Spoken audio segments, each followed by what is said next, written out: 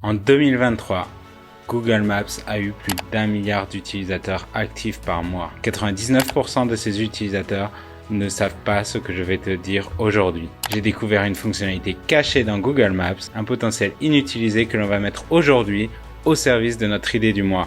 Alors c'est parti. Salut, c'est Stéphane et bienvenue dans l'idée du mois. Dans cette série de vidéos, tu vas pouvoir suivre le façonnage d'une idée, de la toute petite étincelle à l'explosion finale. Ici, tu vas pouvoir voir les ingrédients magiques que j'utilise très régulièrement pour faire grandir mes idées et les passer au stade supérieur. Je fais ces vidéos seulement une fois par mois. Alors abonne-toi pour n'en rater aucune. C'est pas très difficile. Tu vois, tu prends ton doigt ou ton curseur, tu le déplaces sous la vidéo et tu cliques sur la cloche. Ça te prend 2 secondes et ça m'aide beaucoup. Et si tu l'as déjà fait, prends ce moment pour liker la vidéo. Tu fais la même manipulation mais tu cliques sur le doigt. Et ça, c'est super important. C'est super important pour notre ami l'algorithme. Alors tu es prêt? Laisse-moi te raconter une petite histoire pour te mettre en contexte et que tu puisses découvrir tranquillement cette fonction cachée. Imagine, tu te prépares à aller au restaurant. Imagine que ce soir, c'est le grand soir. Ce soir, tu as décidé de faire les choses en grand. Tu veux emmener ta chère et tante dans l'un des meilleurs restaurants de ta ville.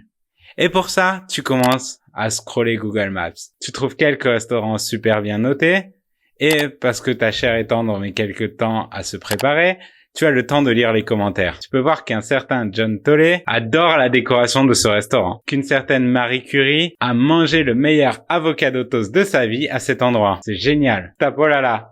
Tu vas me dire, c'est bon, Stéphane, va droit au but, je connais ça, je fais ça tout le temps. Et tu n'auras pas tort, ces fonctionnalités sont connues par la plupart des gens. Par contre, maintenant, tu vas faire quelque chose que tu n'as jamais fait. Tu vas aller cliquer sur la tête de John, sur la photo d'avatar de John. Une page tellement peu visitée va s'ouvrir qu'elle pourrait paraître secrète. Qu'est-ce qu'il y a sur cette page? Sur cette page, tu vas pouvoir retrouver tous les avis, je dis bien tous les avis, que John a laissés depuis le début, depuis des années, sur tous les restaurants partout dans le monde. Tu verras, il y a même une carte de tous les avis qu'a laissé John. Une carte du monde où tu peux voir tous les petits points rouges. Et chaque petit point rouge est un avis qu'a laissé John sur un lieu. Comme tu es curieux comme moi, tu vas détecter très rapidement le profil de John. Tu vas pouvoir très rapidement détecter que John est un New-Yorkais qui est en vacances à Paris et qu'il adore les burgers. Comment? Puisque la majorité de ses avis sont à New York, que les avis à Paris sont très récents et que la majorité de ses avis portent sur des restaurants où l'on peut manger des burgers. Ce n'est pas possible.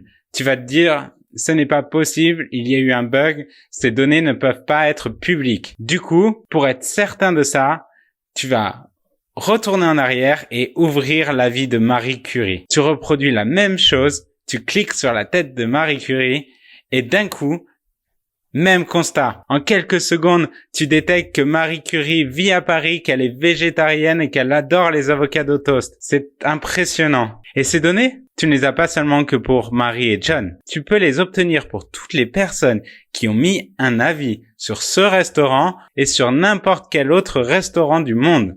C'est infini. En quelques secondes, en lisant les avis, tu es capable de faire un avatar très précis sur les personnes qui ont visité un restaurant. Tu viens de découvrir le Graal, cette source de données que la majorité des gens ignorent. Une source de données qui a une valeur infinie dans le business. Et c'est cette source de données que l'on va mettre au service de notre produit. Tu n'es pas convaincu?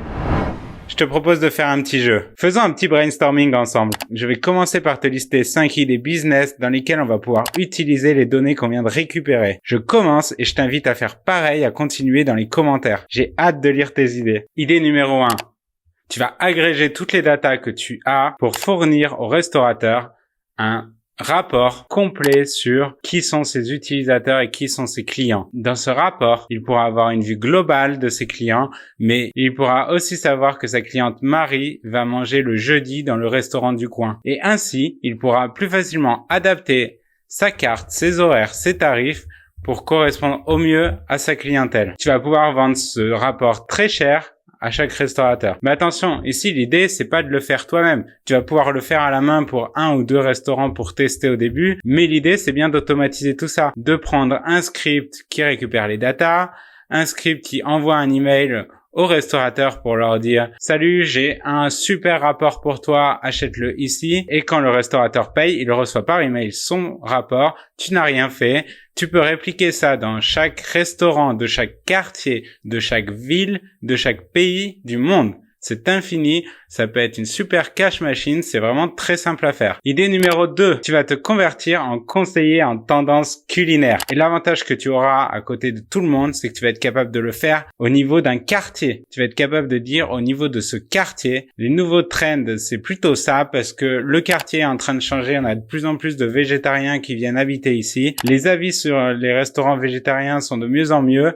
Et tu as 10% de tes clients qui commencent à aller dans des restos végétariens, ça serait bien de modifier ta carte. Et avec ce genre de prestations de conseils super précises, tu peux arriver à te faire une super clientèle et à gagner pas mal ta vie. Ça ne te demande pas du tout de savoir coder, tu as juste besoin de vendre une prestation de conseil à un restaurant, d'aller le voir, d'avoir des infos, de retourner sur Google Maps, de te faire un petit Google Sheet avec toutes les données et après, tu peux le conseiller honnêtement. C'est une idée super simple à mettre en place pour quelqu'un qui n'a aucune compétence technique et qui est prêt à échanger un petit peu de son temps en échange de l'argent. Idée numéro 3. Maintenant, ton but, ça va être d'aider Marie à trouver le meilleur restaurant pour elle. Comment? Tu as maintenant un avatar super précis de Marie. Il te suffit de trouver un autre avatar dans le même quartier qui ressemble à Marie et ainsi de comparer les avis et de pouvoir proposer à Marie d'aller découvrir des nouveaux restaurants qui sont aimés par son autre avatar. Cela peut être un super outil de recommandation et comme la plupart des outils de recommandation, tu vas pouvoir demander des commissions aux restaurateurs pour leur envoyer des clients. Idée 3 bis. Je viens de la voir. Elle n'était pas du tout prévu, mais allons-y. Comme nous venons de le dire, tu as un profil super précis sur Marie. Tu pourrais très bien faire matcher le profil de Marie avec quelqu'un d'autre qui a un profil très similaire et faire une application de rencontre pour que Marie rencontre John parce que ils adorent les mêmes plats dans les mêmes restaurants. Ils se sont juste loupés par malchance en n'allant pas les mêmes jours au restaurant, mais ils ont quelque chose de fort en commun. C'est peut-être le moment de créer une application de rencontre où la personne peut matcher sur des goûts culinaires avec les personnes qui sont autour de chez elle. Idée numéro 4, c'est de loin ma préférée parce qu'elle va taper dans les forces et dans ce que je sais faire le mieux. L'idée, c'est de faire une plateforme de marketing ciblée. Tu vas vendre au restaurateur un accès à un logiciel, une page web qui va lui permettre de targeter son audience. Sur cette plateforme, le restaurateur pourra envoyer des séquences d'emails très précises à ses clients pour leur proposer des nouvelles offres. Les séquences d'emails seront personnalisées à 200% parce que dans ce produit, on sera loin de la simple personnalisation nom-prénom. Je te rappelle qu'on a un avatar très précis sur chaque utilisateur. On peut prendre cet avatar et demander à ChatGPT de générer un email très précis pour telle offre. Par exemple, je fais un nouveau burger. Je peux sélectionner les clients qui aiment les burgers et je peux demander à ChatGPT de me générer un super message pour John pour lui dire que j'ai un nouveau burger. Et là, je vais pouvoir envoyer un email 100% personnalisé et la conversion de ce genre d'email sera énorme. Quand on voit le prix des pubs, je pense que les restaurateurs peuvent payer énormément pour avoir accès à un outil comme celui-là. J'espère que ces 5 idées t'ont inspiré. J'ai pris beaucoup de plaisir à les imaginer pour toi et j'ai hâte de lire les tiennes dans les commentaires. Une dernière chose.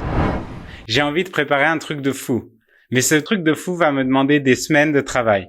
Donc pour ça, on va faire quelque chose. Je t'invite à m'indiquer dans les commentaires l'idée que tu as préférée. Et lorsque l'on atteindra 5000 likes sur cette vidéo, je vais te faire une vidéo complète qui va t'expliquer point par point comment tu peux réaliser cette idée. Je te rappelle que je suis développeur, que j'ai réalisé plus de 10 produits et que du coup, je suis à même de te trouver des solutions très précises, très faciles pour réaliser rapidement un MVP d'une des idées. J'ai trop hâte de faire ça avec toi. Partage cette vidéo à tous tes amis, tous tes collègues, tout le monde. Like, prends l'ordinateur de ta chérie, like cette vidéo. Il faut qu'on arrive le plus vite possible à 5000 likes. 5000, c'est pas énorme. Allons-y. Une dernière chose. Si tu veux lancer une de ces idées, mais que tu n'as pas la patience d'attendre les 5000 likes, alors je t'invite à booker une session de training avec moi. Le lien est dans la description. Voilà, c'était Stéphane. C'était encore un plaisir de partager ce moment avec toi. Cette vidéo m'a pris des jours de préparation. C'est pourquoi j'espère vraiment que ça t'a plu. N'hésite pas à me l'indiquer et on se retrouve bientôt.